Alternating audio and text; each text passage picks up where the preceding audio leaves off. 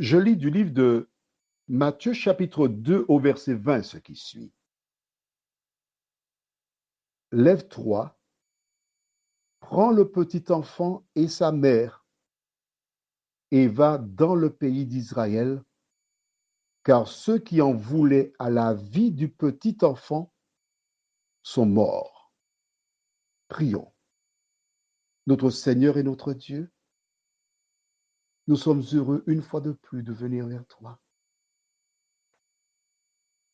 Alors que nous approfondirons ce verset, que ton esprit continue son œuvre en nous, Seigneur. Nous te prions au nom de Jésus et pour ta gloire éternelle. Amen.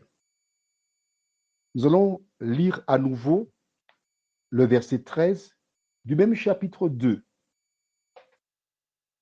Lorsqu'ils furent partis, donc les mages, voici un ange du Seigneur apparut en songe à Joseph et dit, « Lève-toi, prends le petit enfant et sa mère, fuis en Égypte et reste-y jusqu'à ce que je te parle, car Hérode cherchera le petit enfant pour le faire périr. » La référence du jour dit « Lève-toi ». Nous avons trouvé « Lève-toi » au verset 13, Lève-toi, prends le petit enfant. Quand nous lisons au verset 20, prends le petit enfant, pareil. Ensuite, au verset 13, et sa mère, au verset 20, et sa mère, et va dans le pays d'Israël. Au verset 13, fuis en Égypte et reste-y jusqu'à ce que je te parle. Nous savons donc que l'ange qui s'est adressé à Joseph au verset 13 lui a dit, tu restes là-bas, tu ne bouges pas jusqu'à ce que je te dise de le faire. Et au verset 20, il lui dit quoi? Première chose, lève-toi. Il est peut-être couché, assis, nous ne savons pas, mais lève-toi. La première personne qui est concernée après Joseph, c'est qui? Dans les deux versets, prends le petit enfant. Et ensuite, sa mère. Nous voyons donc l'idée où le petit enfant se trouve entre Joseph et la maman. Il est au milieu. Il représente des boucliers pour le protéger. Il ne le lâche pas. Et là, l'ange lui donne la précision. J'aimerais revenir brièvement sur le verset 12, mais brièvement, de Matthieu 2, verset 12. Cela concerne les mages. Puis, divinement avertis, en songe de ne pas retourner vers Hérode, ils regagnèrent leur pays par un autre chemin. Au verset 12, aucun détail n'est donné aux mages. Simplement leur dire, ne retournez pas par le même chemin. On ne leur dit pas pourquoi. Mais à Joseph, l'ange lui déclara, Hérode cherchera à le faire mourir. Ensuite, il lui dit, retourne. Pourquoi? Car ceux qui en voulaient à la vie du petit enfant sont morts. Précision. Nous avons vu que c'est Hérode qui a fait mettre à mort tous les enfants de 2 ans et en dessous.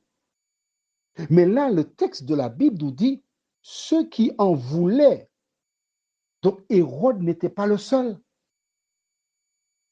Mais oui, puisque c'est dit ceux qui en voulaient, il y avait plusieurs.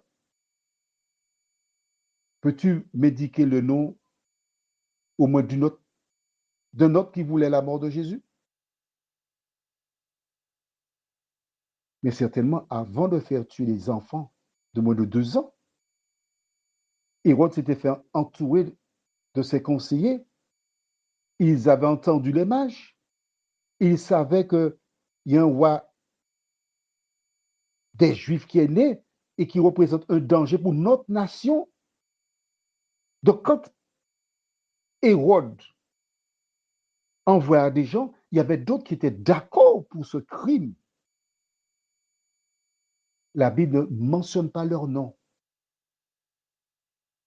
Mais ce que nous savons, c'est que toutes ces personnes qui en voulaient à Jésus n'étaient plus. Ceux qui en veulent à ta vie, ceux qui veulent te faire du tort, peuvent pendant un moment, pour utiliser une terminologie propre aux Antilles, ils peuvent danser sur toi. Ils peuvent faire plein de choses. Mais toi qui es un enfant de Dieu, garde le silence. Assieds-toi à ma droite, dit Jésus, jusqu'à ce que je fasse de tes ennemis ton marchepied. Alors que fais-tu?